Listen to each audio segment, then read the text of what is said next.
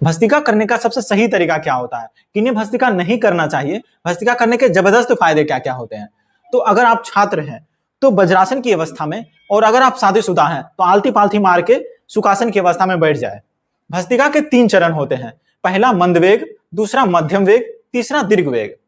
चलिए, मंद वेग इस तरीके से किया जाता है, जब आप श्वास लेते हैं तो श्वास की रगड़ाहट नाक में, और जब आप श्वास को छोड़ते हैं तो श्वास छोड़ने की रगड़ाहट नाक में महसूस होती है, बिल्कुल इस तरीके से।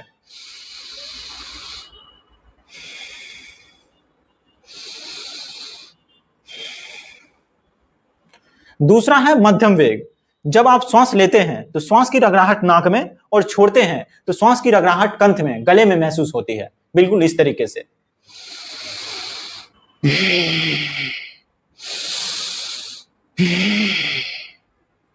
तीसरा है दीर्घ वेग, जब आप श्वास लेते हैं, श्वास लेने की रगड़ाहट नाक में और छोड़ने की रगड़ाहट सीने में महसूस होती है, बिल्कुल फेफड़े में, इस तरीके से।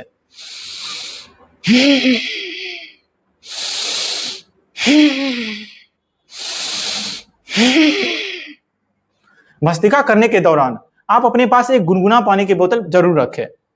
जब भी आपका कंठ सूखे तो आपको थोड़ा सा पानी पी लेना है।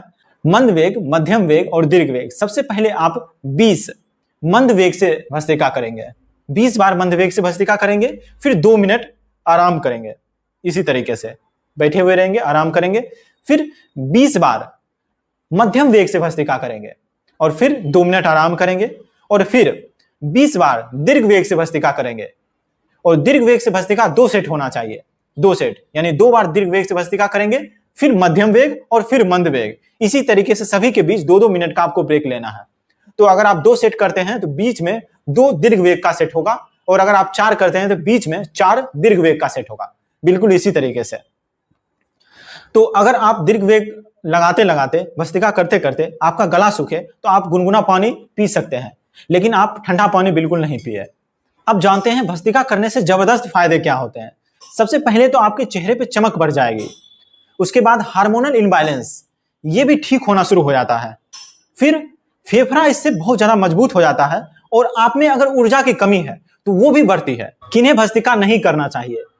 किसी प्रकार का heart disease, high blood pressure, hernia, 6 महीने में कभी भी सर्जरी हुआ हो, बुखार हो, नाक बंद हो, इनके अलावा कोई भी जिनकी सामान्य सेहत अच्छी रहती है वो सभी भस्त्रिका कर सकते हैं।